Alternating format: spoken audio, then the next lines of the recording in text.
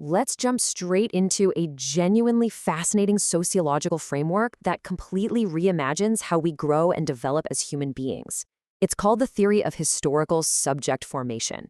Now, you know how modern academia just loves to put us into neat little boxes, right? Psychology looks at our minds, sociology looks at our group behavior, and economics just focuses on our wallets. But the truth is, human development doesn't happen in these separate, airtight compartments. It happens as one massive, cohesive, lifelong journey. The reality of our everyday existence is so much more complex and honestly so much more beautifully intertwined than any textbook categorization could ever capture. So throughout this explainer, we're going to explore how our personal struggles and our broader social problems aren't actually isolated issues at all. Instead, they are deeply connected layers of one unified process, the formation of the human spirit. To really get into this, I want you to consider a question that completely haunts the modern era. Why do we feel so profoundly lonely, even when we are literally surrounded by people? You could be at a bustling office, constantly chatting online, or standing in the middle of a crowded city street and still feel entirely isolated. To answer this, we have to completely shift how we view our everyday interactions and the very nature of our relationships. This deep, gnawing isolation isn't just some psychological flaw in your individual mindset, and it's definitely not a personal failure to socialize. As we dive deeper into this source material, we'll see that this loneliness actually has everything to do with how the continuous history of your life is being recorded, or, tragically, how it isn't being recorded at all. So, the crucial starting point here is recognizing that while disciplines like psychology, economics, and sociology are undoubtedly powerful tools, they consistently fail to capture the unified natural history of how a human spirit actually forms out there in the real world. Think about it. We simply do not learn, love, compete, and grow in isolated academic silos. We do it all at once. We experience the world in its absolute totality. So to truly understand human development, we absolutely must view it as a completely continuous process. It's a massive, unbroken chain, where every single layer of our lived experience builds directly and inevitably right onto the next. Which brings us to the very foundation of this entire theory, the concept of the corpus. Now, when you hear the word corpus, your mind probably jumps immediately to a massive database of text or some dry linguistic data. Just throw that old definition out the window. In this framework, the corpus is the living, breathing environment of words, actions, memories, institutions, and relationships where your spirit actually grows. You don't grow in a vacuum, you grow in a corpus. It's essentially the rich, fertile soil of your development. You are constantly absorbing this environment, taking it all in, and then in turn, your own choices, words, and actions actively shape it right back.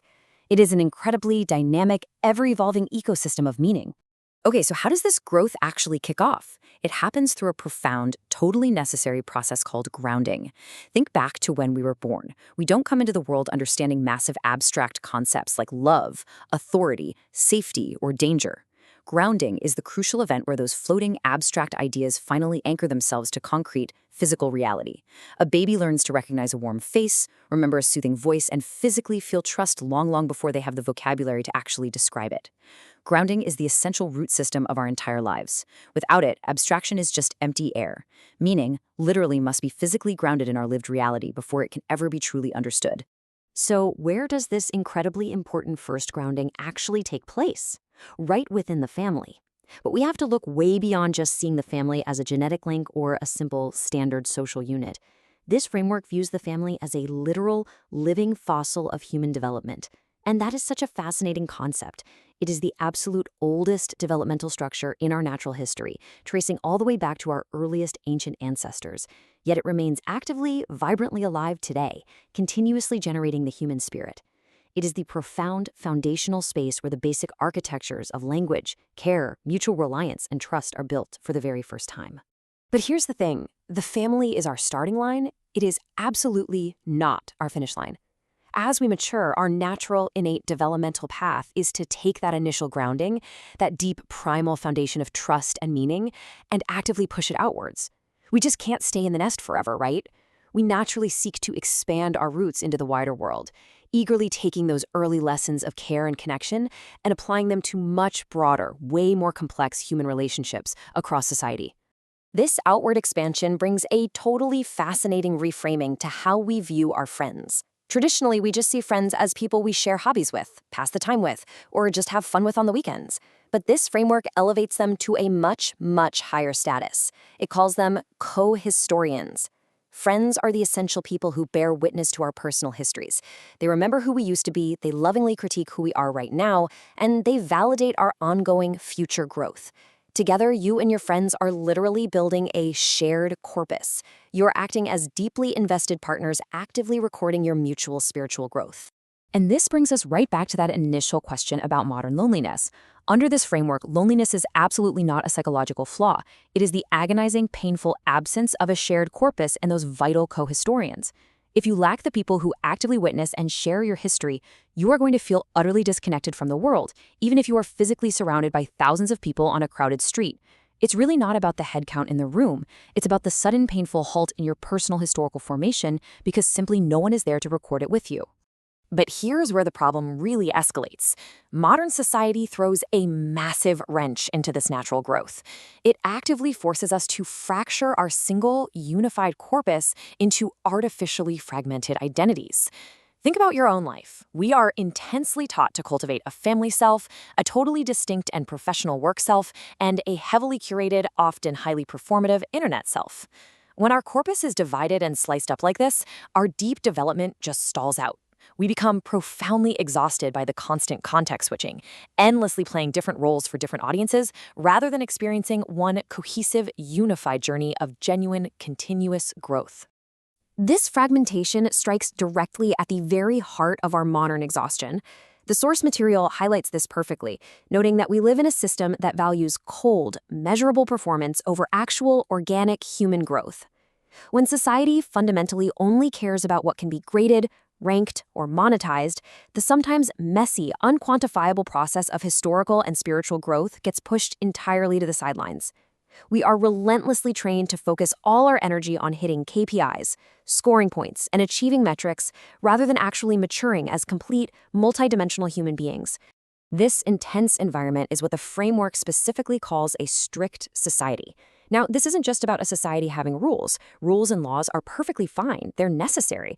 A strict society is a highly specific structure where continuous evaluation, rigid roles, and strict procedures completely override organic human development. In this kind of space, we find ourselves totally trapped in a panopticon of assessment.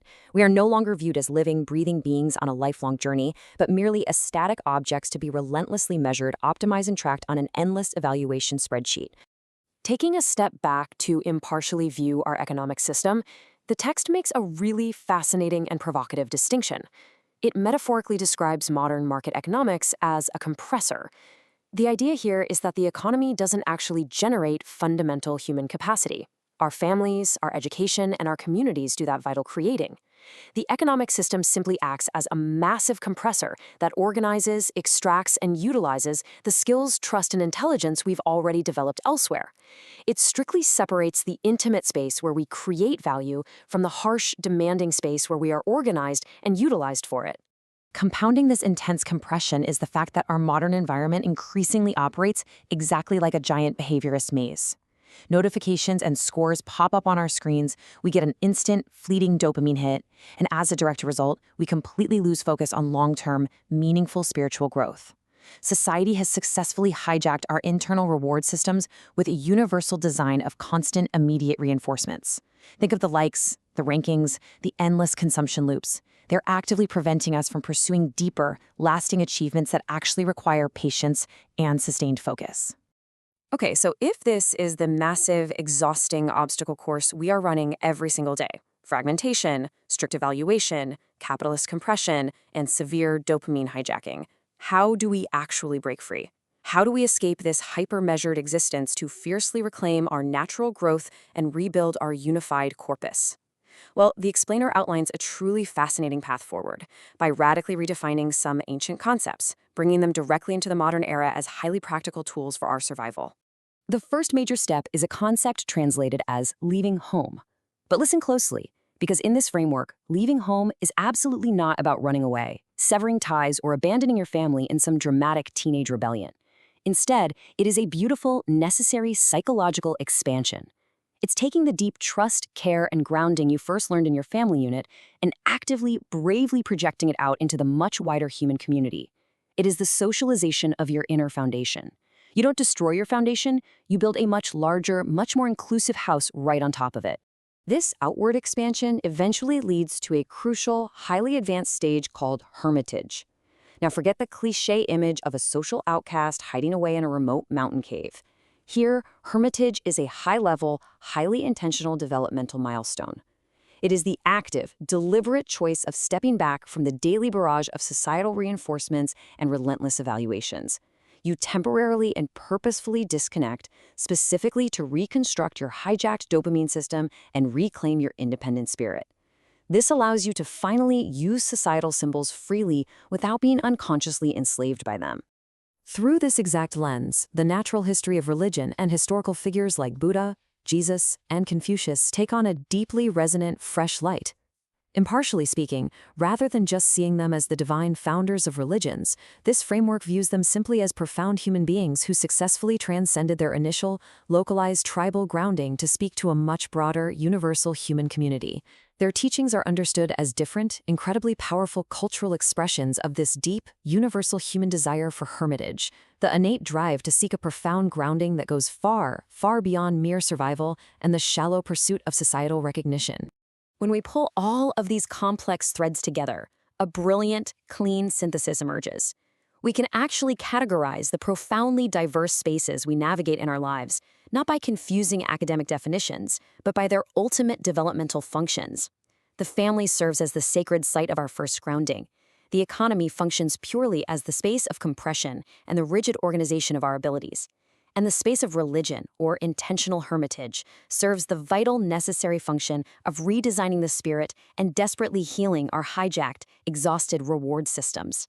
All of these complex stages point toward one grand, unifying ultimate goal: becoming a historical subject. Now, a historical subject is not some mythical, world-changing revolutionary destined for the history books.